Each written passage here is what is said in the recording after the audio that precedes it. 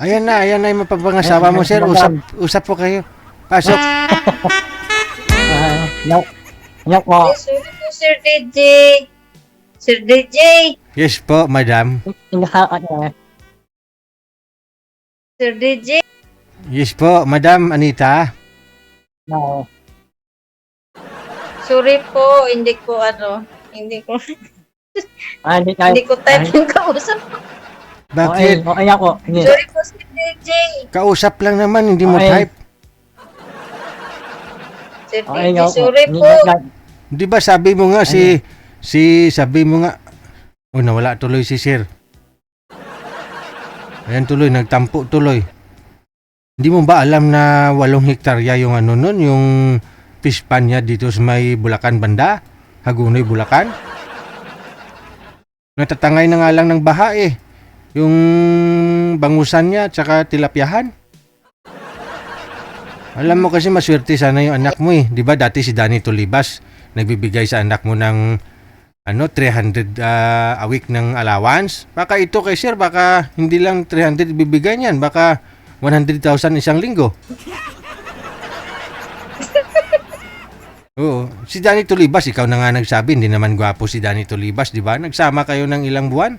Halos isang taon na rin, di ba? Away bati kayong dalawa. Ito si sir, birhen pa ito, wala pa akong karanasan. Sus, ikaw sana'y makakauna sa kanya. Tawa ka ng tawa. Totoo naman talaga, malapit lang ho ito.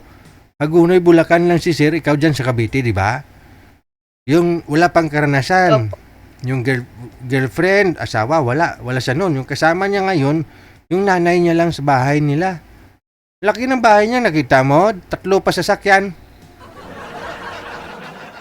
Pag-iiba siya ng buhay mo dyan, di ka na mamasukan dyan sa Cavite. Sa bahay ka na sana ni sir. Super bait ng tao na yun. Walang bisyo. Oh. Hanapan mo lang ako ng iba, Sir DJ. Andyan na. Alam mo, maraming bisis ka nang sumali dito. Sablay naman lahat eh. Kahit gusto mo sila naman ang ayaw sa'yo. Samantala si sir kanina. Gusto ka na eh. Masaya na. Kasi binaba niya na nga itawag doon kanina sa una niyang nakausap kasi ayaw niya sa edad. Oo. Yung edad mo sana, pasok pa yun sa kanya kasi gusto niya rin sana magkaanak. Di na po ako manganganak. Hinupos na po. Ilang taon ka na, Anita? 41. Pwede pa ho yan kasi yung lula ko nga 69, buntis pa.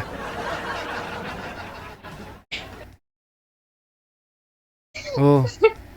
Hindi ka ba nanonood kanina kay sir na interview namin?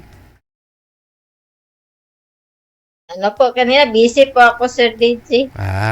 So kamusta na po love life mo dyan? Okay naman po. Oh. Gusto mo imamatch ka namin ulit sa kanya? Sino? Sa kanya.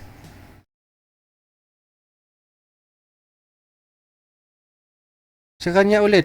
Imamatch ka namin? Gusto mo siya makausap? Hanapan mo lang ako ng iba, Sir DJ. Wala nga ho kaming Hanapan mo ako ng iba. wala nga ho kaming nahanap eh. Kung meron no sana, ayun si sir bumalik. Sir, nagbago na ho isip ni madam. Kausapin ka daw sir para baka magkasundo naman kayong dalawa. Ba't huwag mo iba? Wanted, sweetheart. Ano pa? Bayan mo na, Sir DJ. Sir DJ.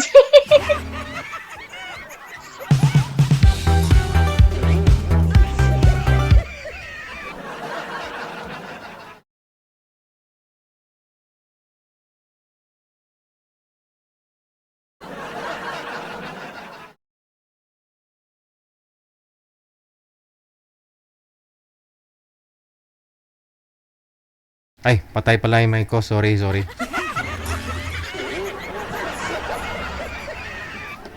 Yung taong gusto mo, ayaw naman sa'yo. Pero, yung ayaw mo, gusto ka. So, anong pipiliin mo? Yung gusto ka, na hindi mo siya gusto, or gusto mo, na hindi ka naman gusto?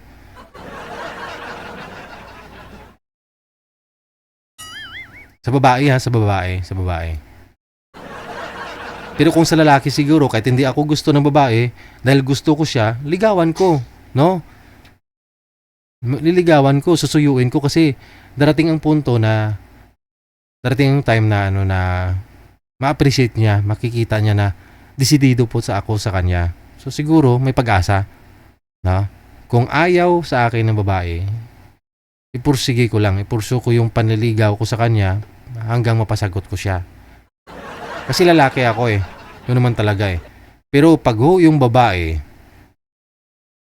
gusto yung lalaki, hindi naman po pwedeng ligawan ng babae yung lalaki. Pero sa panahon ngayon, no, hindi malayo mangyari kasi maraming ganyan, no. Pag yung babae, gusto naman talaga yung lalaki, bakit hindi? Wala namang lalaki o babae sa panahon ngayon eh. Kung magkakaintindihan. Oh. Di ba? Kung liligawan ng babae yung lalaki, isa naman mawalan. Ikaw po, anong sagot ninyo? Yung gusto ko, kung ayaw sa akin, ayaw ko din. Anong klase? Hindi nyo nasagot yung tanong ko eh.